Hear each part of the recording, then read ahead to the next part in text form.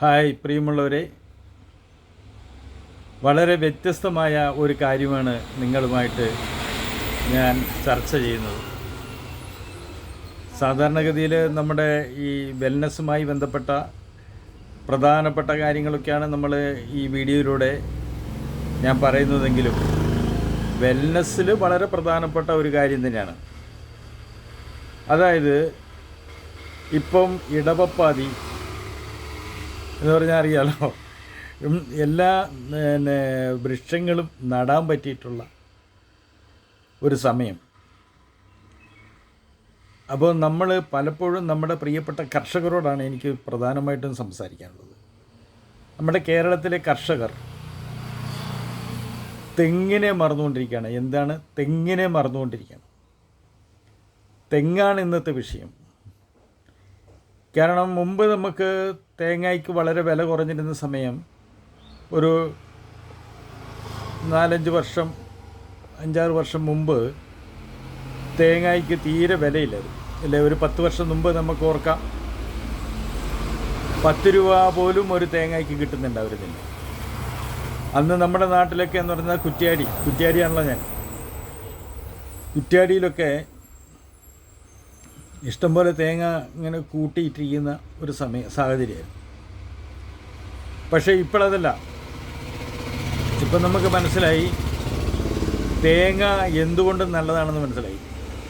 മുമ്പ് നമ്മുടെ പൂർവികർ, നമ്മുടെ പിതാക്കന്മാർ തെങ്ങിനെ 100% പരിരക്ഷിച്ചു കൊണ്ടിരുന്നു. ഇല്ലേ, അത് അത്രമാത്രം തെങ്ങിനെ സ്നേഹിച്ചിരുന്നു. ഒരുപാട് കാര്യങ്ങളാണ്. തെങ്ങിൻ്റെ ഗുണങ്ങളെക്കുറിച്ചൊക്കെ നിങ്ങൾക്ക് വളരെ നല്ല വ്യക്തമായിട്ട് കൃത്യമായിട്ട് അറിയാം.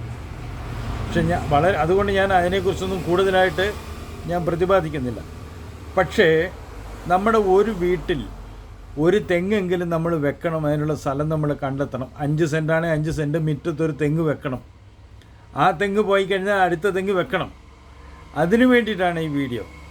നിങ്ങളിത് എന്ത് ചെയ്യാം, ഇഷ്ടപ്പെട്ടാൽ ഈ പറയുന്ന കാര്യങ്ങൾ ശരിയാണെന്ന് തോന്നിയാൽ മറ്റുള്ളവർക്ക് ഷെയർ ചെയ്ത് കൊടുക്കുക.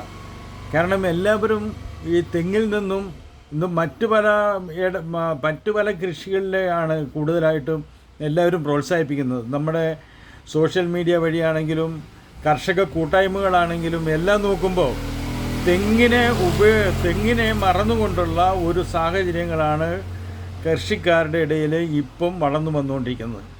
അത് മുമ്പ് തേങ്ങയ്ക്ക് വിലയില്ലാത്തത് കൊണ്ടായിരുന്നു. പക്ഷേ ഇന്ന് നമുക്ക് മനസ്സിലാക്കാം, നമുക്ക് തേങ്ങയ്ക്ക് നല്ല വിലയുണ്ട്, വെളിച്ചെണ്ണയ്ക്ക് നല്ല വിലയുണ്ട്, നല്ല ശുദ്ധമായ കള്ള് കിട്ടാനില്ല.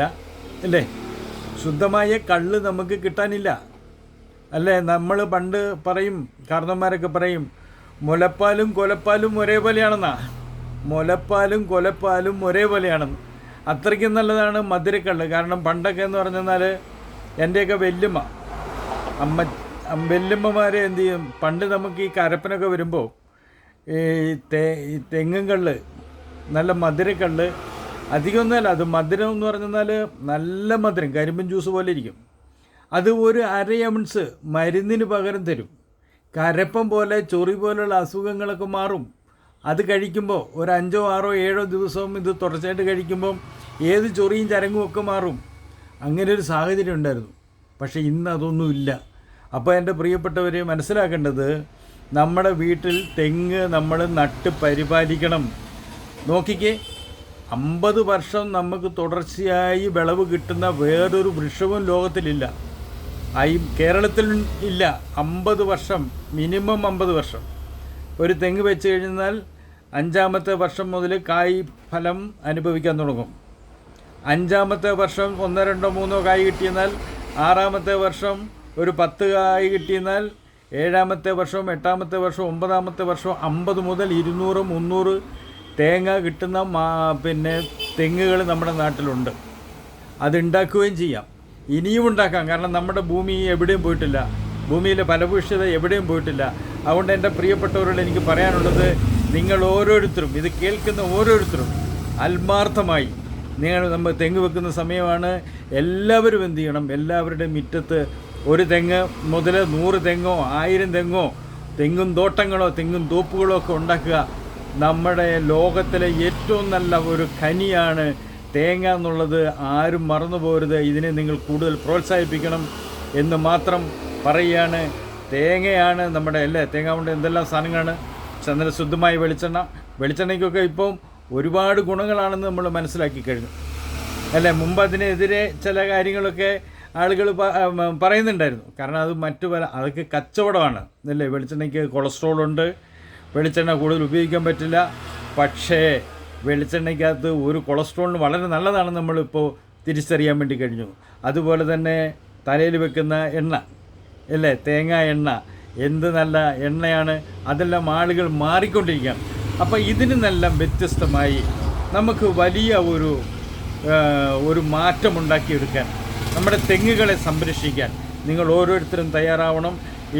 അത് ആത്മാർത്ഥമായി തന്നെ നമ്മളത് ഏറ്റെടുക്കണം എന്ന് മാത്രം പറഞ്ഞുകൊണ്ട് വീഡിയോ നിങ്ങൾക്ക് ഇഷ്ടപ്പെട്ട മറ്റുള്ളവർക്ക് ഷെയർ ചെയ്ത് കൊടുക്കുക.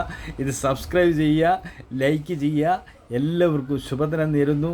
നമ്മുടെ കേരളം വീണ്ടും ഒരു തെങ്ങിൻ തോപ്പുകൾ കൊണ്ട് നിറയട്ടെ എന്ന് ആഗ്രഹിച്ചുകൊണ്ട് നിർത്തുന്നു. നന്ദി, നമസ്കാരം, താങ്ക് യു.